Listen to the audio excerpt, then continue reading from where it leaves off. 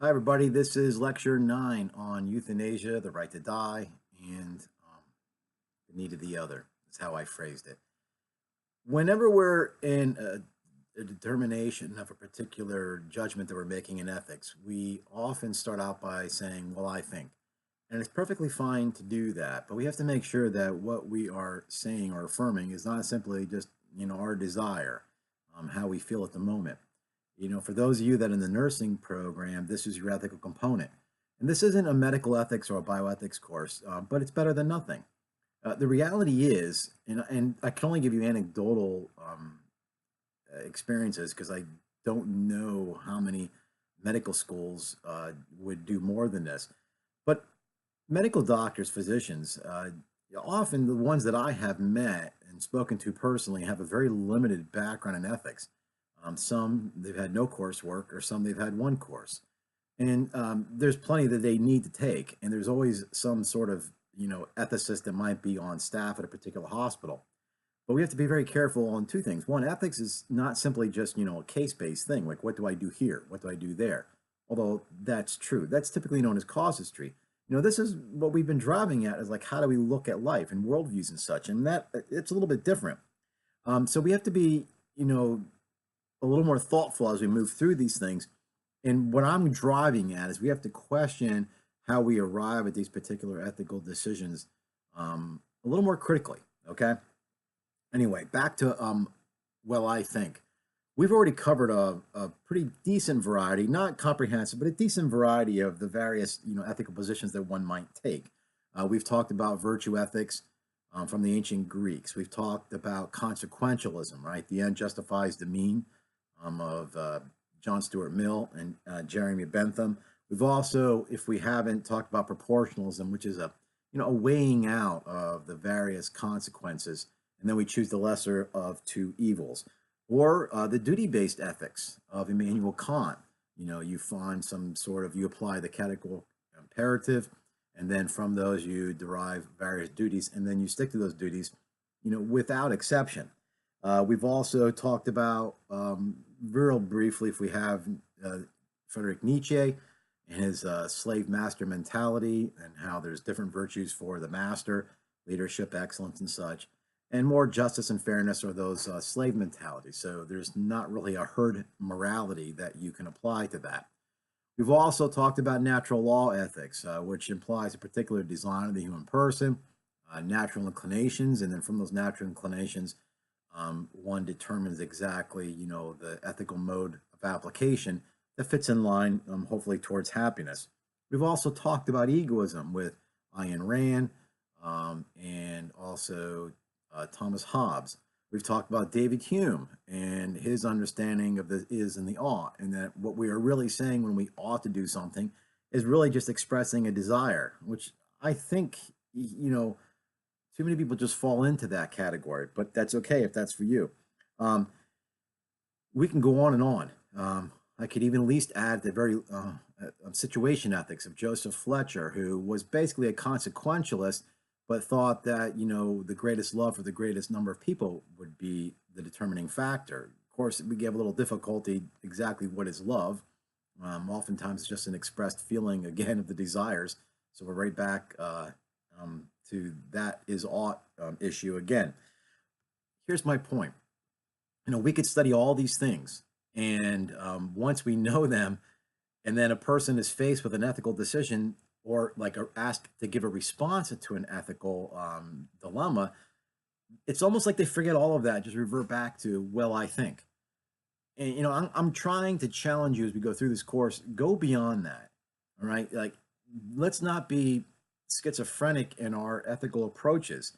How is it that we determine like what our ethical system is, and then how do we apply that universally, not just with euthanasia, but with abortion, with capital punishment, with our search for happiness in life, and all the other various things, right?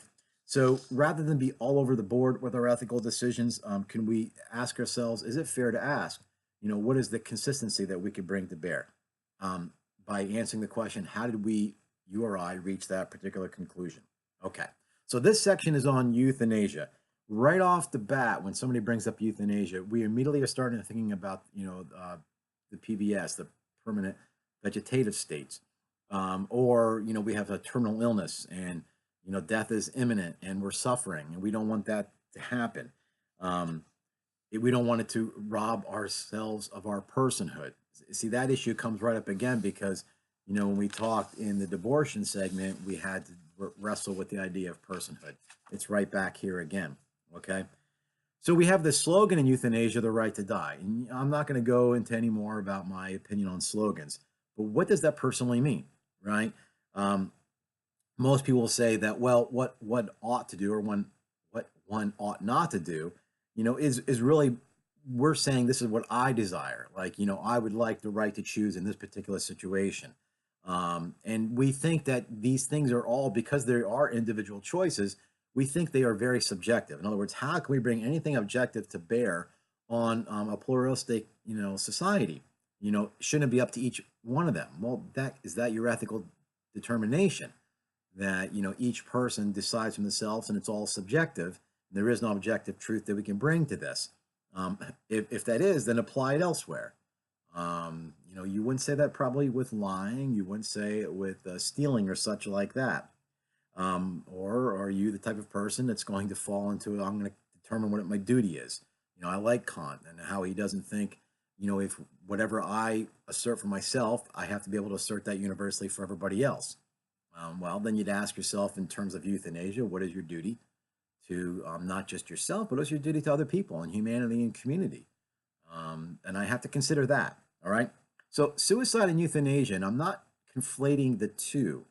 All right. Because I understand that there's various parameters that might fall in the category of suicide that would include mental illness, but that's not exclusive or not kept out of the system of understanding with euthanasia either. So we'll have to talk about that real briefly. Anybody that has ever read Albert Camus, and if you look it up, it's spelled Camus, so it looks like Camus, but it's Albert Camus. He was a French Algerian existentialist philosopher, and he's famous for saying that there's really only one philosophical question, and that philosophical question is suicide.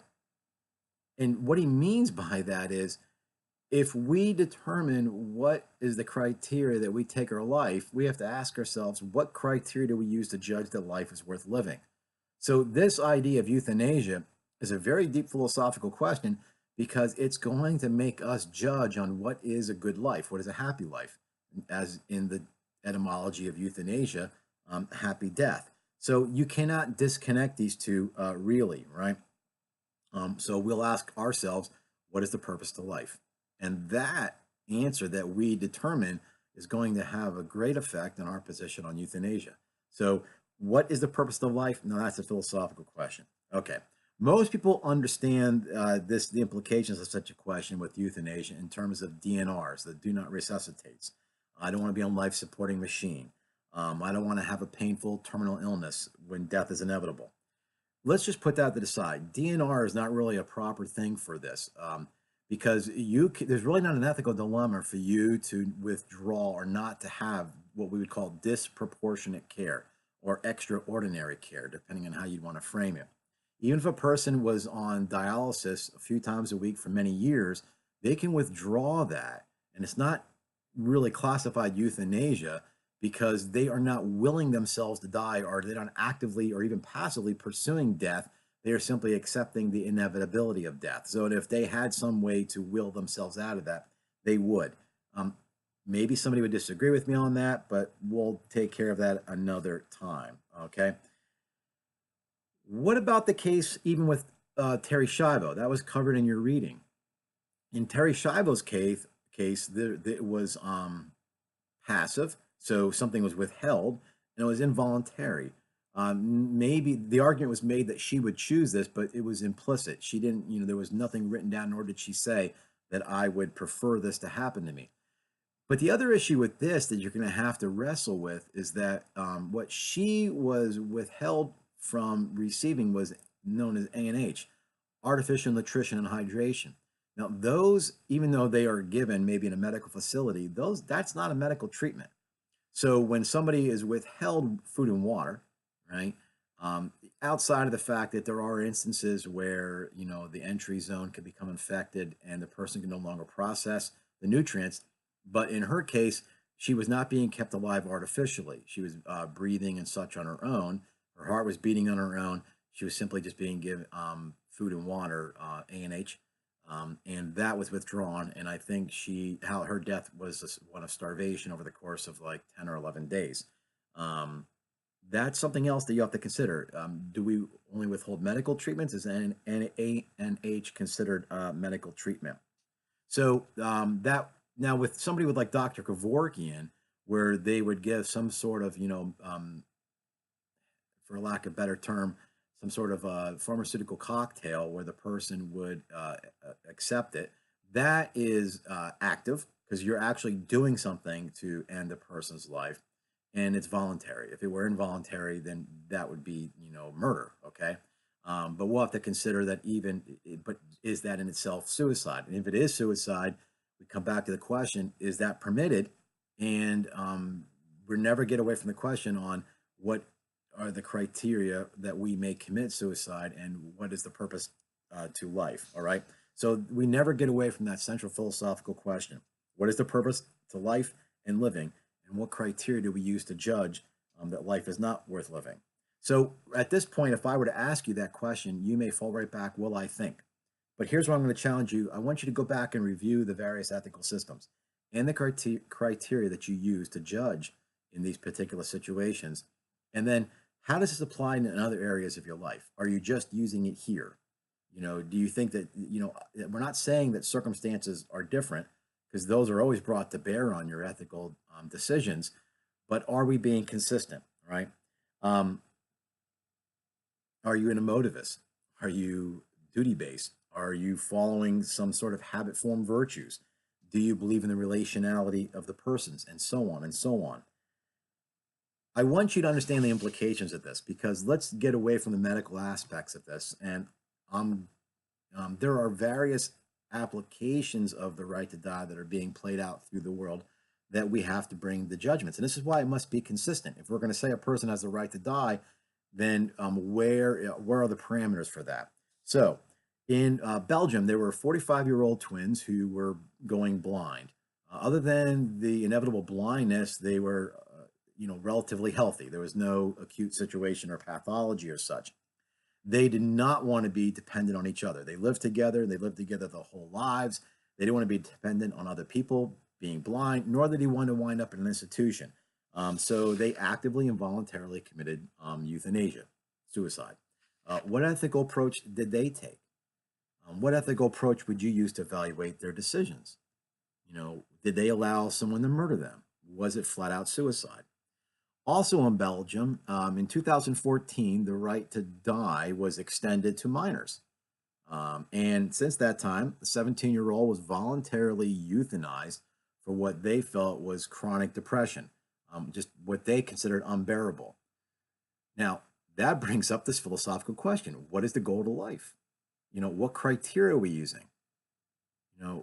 Are we, when we find ourselves dependent on somebody else, is there some sort of relationality that comes into question that we should consider?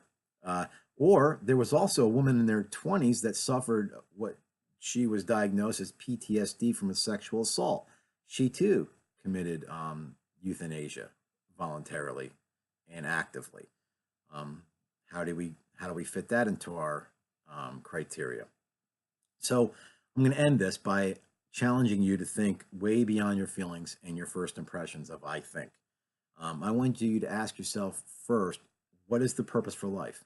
And that's not an easy question to answer, and you may not come up with a ready-made, how do you want to say, question that may not have some alterations in the future, nor change, nor you might simply not be entirely certain on it. But it has to be part of this equation, right? Once you ask that, ask what is our relationship with other people? Do we have any sort of duty to community, to society? Is being dependent on somebody else a burden? Are we burdens to each other?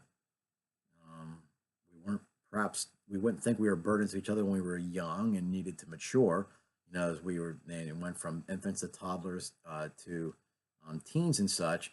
would we have that same criteria of not being burdens to others towards the end of our lives? When does personhood expire? You really can't get beyond that situation. What is a person and what rights do a person has? Is the right to die the ultimate right that a person should have to preserve what they would call their dignity and for themselves? There's a lot to think about here. And I'm going to try to put up some good forum questions for you to kind of work through as a class. But I just want you to think about how you think before you think. All right.